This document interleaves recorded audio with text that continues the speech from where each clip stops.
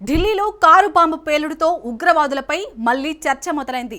ఢిల్లీ ఘటనపై ప్రధాని మోడీ ఆధ్వర్యంలో ఉన్నత స్థాయి సమావేశాన్ని నిర్వహించారు. దర్యాప్తు పురోగతిని, పేలుడు తర్వాత భద్రతను పర్యవేక్షించారు. ఈ ఘటనపై నేషనల్ ఇన్వెస్టిగేషన్ ఏజెన్సీ ఎన్ఐఏ యాక్షన్లోకి దిగింది. దర్యాప్తు బృందాలు పట్టుకున్న 8 మందిని ఎన్ఐఏ అదుపులోకి తీసుకుంది. ఢిల్లీ పేలుడుకి ఈ 8 మందికి లింకులు ఉన్నాయా అన్న కోణంలో దర్యాప్తును చేపడుతుంది. పేలుడులో 2 రకాల పదార్థాలను ప్రాథమికంగా గుర్తించారు. అయితే ఈ ఉగ్రవాదులు ఢిల్లీ బాంబును పేల్చారా లేక పేలిపోయిందా? ఉగ్రవాదులు ఎలా కమ్యూనికేట్ చేసుకున్నారు? టెర్రర్ మూకలు వాడిన సోషల్ మీడియా ప్లాట్ఫామ్ ఏంటి? Let's watch.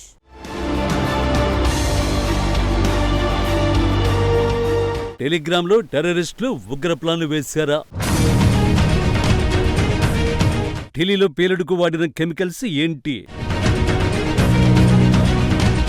ఆపరేషన్ సింధూర్ 2.1 చేపడతారా? రాజధాని ఢిల్లీలోని ఎర్రకోట వద్ద కారు పేలుడుపై ఏజెన్సీలు దర్యాప్తును ముమ్మరం చేశాయి. ఇప్పటి వరకు 8 మంది అనుమానితుల్ని అరెస్ట్ చేశారు. ఈ పేలుడు ఘటనపై యాక్షన్లోకి ఎన్ఐఏ దిగింది. ఎన్ఐఏ అంటే నేషనల్ ఇన్వెస్టిగేషన్ ఏజెన్సీ, ఉగ్రవాదాన్ని అరికట్టే టాప్ దర్యాప్తు సంస్థ ఎన్ఐఏ. ఇప్పటికే 8 మంది అనుమానితులను ఎన్ఐఏ అదుపులోకి తీసుకున్నట్టు తెలుస్తోంది. ఢిల్లీలో పేలుడుకు ముందు పట్టుబడిన అంతరాష్ట్ర మాడ్యూల్తో ఈ 8 మంది అనుమానితులకు లింకులున్నాయన్న అంశంపై దర్యాప్తు చేస్తున్నారు. ఇప్పటి వరకు దర్యాప్తు సంస్థలు సుమారు 2900 కిలోల పేలుడు పదార్థాలను స్వాధీనం చేసుకున్నారు. ఈ 8 మందిలో ఎక్కువగా అరెస్టు జమ్మూ కాశ్మీర్లోనే చోటు చేసుకున్నాయి. పట్టుబడిన 8 మందిలో 2 వైద్యులు. వారిద్దరికీ డాక్టర్ ఉమర్ మొహమ్మద్ కు సంబంధాలున్నాయి. ఢిల్లీలో కారును ఉమర్ మొహమ్మద్ పేల్చినట్టు అనుమానిస్తున్నారు. ఢిల్లీ కారు బాంబు పేలుడులో ఉమర్ పాత్ర, ఉద్దేశ్యం ఏమిటనే దానిపై దర్యాప్తు అధికారులు దృష్టి సారించారు. నిజంగానే ఢిల్లీ పేలుడును ప్లాన్ వేసి ఉమర్ కారు బాంబు దాడి చేశాడా లేక అనుకోకుండా ఈ పేలుడు సంభవించిందా అన్నవే ఇప్పుడు అసలైన సందేహాలు. పేలుడు సంభవించిన సుభాష్ మార్గ్ ట్రాఫిక్ సిగ్నల్ వద్ద ఆధారాల్ని ఫోరెన్సిక్ టీంలు సేకరించాయి. ప్రాథమిక నివేదికలు బయటకొచ్చి పేలుడులో 2 రకాల పేలుడు పదార్థాలను వాడినట్టు తెలుస్తోంది. ఇంతకు ఆ పేలుడు పదార్థాలు ఏవి?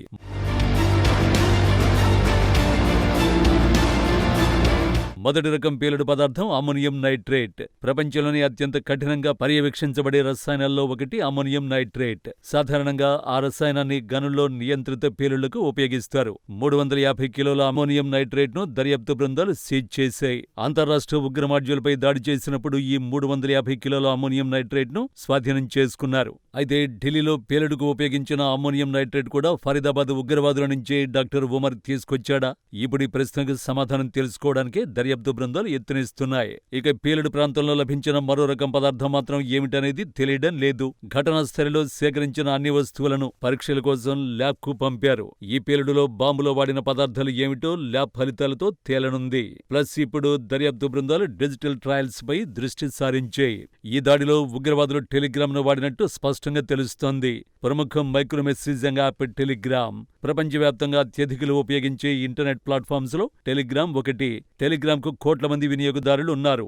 ఈ వినియోగదారుల్లో డాక్టర్ ఉమర్ మహమ్మద్ కూడా ఉన్నట్టు తెలుస్తోంది. తీవ్రవాద నెట్వర్క్ ను టెలిగ్రామ్ లో నిర్వహించినట్టు దర్యాప్తు బృందాలు అనుమానిస్తున్నాయి. ఈ గ్రూపు టెలిగ్రామ్ లో యాక్టివ్ గా ఉన్నట్టు తెలుస్తోంది.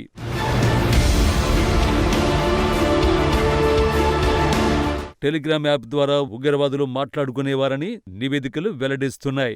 టెలిగ్రామ్ ప్రైవేట్గా మెసేజ్లు చేసుకోవడానికి అనుమతినిస్తుంది. కానీ ఈ యాప్పై ప్రభుత్వాల కఠినమైన నియంత్రణలు ఉండవు. దీంతో ఉగ్రవాద గ్రూపులు టెలిగ్రామ్లో చురుగ్గా ఉంటున్నాయని నిపుణులు విశ్లేషిస్తున్నారు. ఇస్లామిక్ స్టేట్ దాని వర్గాలు టెలిగ్రామ్లోని గ్రూపులను ఏర్పాటు చేసుకున్నాయి. తమ ఉగ్రవాద భావజాలాన్ని వ్యాప్తి చేయడానికి, నిధులను సేకరించడానికి, కొత్తగా సభ్యులను నియమించుకోవడానికి టెలిగ్రామ్ను టెర్రర్ గ్రూపులు వినియోగిస్తున్నాయి. ఆఖరికి ఉగ్ర ప్లాన్లకు కూడా ఇదే యాప్ను ఉగ్రవాదులు ఉపయోగిస్తున్నారు. అదే యాప్ ఢిల్లీ పేలుళ్లను కీలక పాత్ర పోషించినట్టు అనుమానిస్తున్నారు. అందుకే ఇప్పుడు ఎన్ఐఏ అధికారులు టెలిగ్రామ్ యాప్పై కన్నేశారు. అంతేకాదు ఢిల్లీ పేలుడు బాధిత కుటుంబాలను గుర్తించేందుకు దర్యాప్తు బృందాలు యత్నిస్తున్నాయి. మృతుల్లో 6గురిని ఇప్పటికే దర్యాప్తు అధికారులు గుర్తించారు. ప్రస్తుతం చనిపోయిన వారు ఎవరనేది గుర్తించడం కూడా ఇప్పుడు సవాల్తో కూడిన అంశంగా మారింది. బాంబు పేలుడు తర్వాత గందరగోళం నెలకొంది. పుట్టుమచ్చలు, పచ్చబొట్టు, చినిగిపోయిన దుస్తులు, కాలిపోయిన జాకెట్లే మృతదేహాలపై కనిపిస్తున్నాయి. వాటి ద్వారా బాధిత కుటుంబాలు తమ వారిని గుర్తించేందుకు యత్నిస్తున్నాయి. మృతులకు చెందిన కుటుంబాలకు ఢిల్లీ ప్రభుత్వం నష్టపరిహారాన్ని ప్రకటించింది.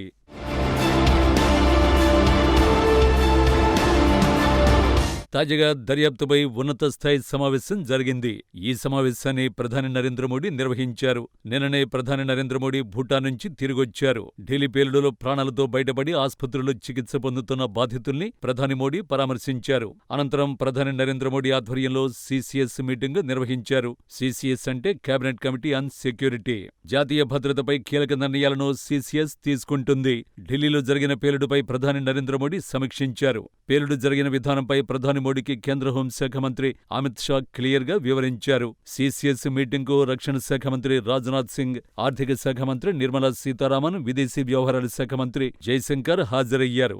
ఎర్రకోట వద్ద ఉగ్రశక్తులు పేల్చిన కారు బాంబుతో దేశం తల్లడిల్లిందని సమాచార ప్రసార శాఖ మంత్రి అశ్విని వైష్ణవ్ తెలిపారు. ఈ ఉగ్ర ఘటనలో పలువురు ప్రాణాలు కోల్పోయారని, పలువురు క్షతగాత్రులయ్యారని వెల్లడించారు. ఉగ్రవాదులు అమాయకులను బలిగొన్నారని, దాడి అమానుషమని కేంద్ర మంత్రి ఖండించారు. ఉగ్రవాదం, దాని చర్యలు ఏ రూపంలో ఉన్నా ప్రభుత్వం పూర్తిగా నిర్మూలిస్తుందని తేల్చి చెప్పారు. దర్యాప్తును వేగవంతం చేయాలని కేబినెట్ ఆదేశించినట్టు వెల్లడించారు. ఉగ్రవాదుల్ని, వారి వెనుక ఉన్న కుట్రదారులను ఏమాత్రం వదిలిపెట్టబోమని మంత్రి వైష్ణవ్ వార్నింగ్ ఇచ్చారు. మోడీ సర్కార్ 2 అంశాల్లో ప్రాధాన్యమిస్తోంది. మొదటిది దర్యాప్తు పురోగతి, రెండోది ఎర్రకోట కారు బ్లాస్ట్ తర్వాత భద్రతను పెంచడంపైనే ఢిల్లీ ఫోకస్ చేసింది. మరిన్ని వివరాలు తెలుసుకునే కొద్దీ ప్రభుత్వం వేగంగా చర్యలను తీసుకునే అవకాశం ఉంది. మళ్లీ ఆపరేషన్ సింధూర్ని చేపట్టేందుకు యోచిస్తున్నట్టు తెలుస్తోంది. 13 ఏళ్ల తర్వాత ఉగ్రవాదులు మళ్లీ దేశ రాజధానిని లక్ష్యంగా చేసుకున్నారు. దీనికి భారత్ నుంచి బలమైన ప్రతీకారం ఉంటుందని అందరూ ఆశిస్తున్నారు.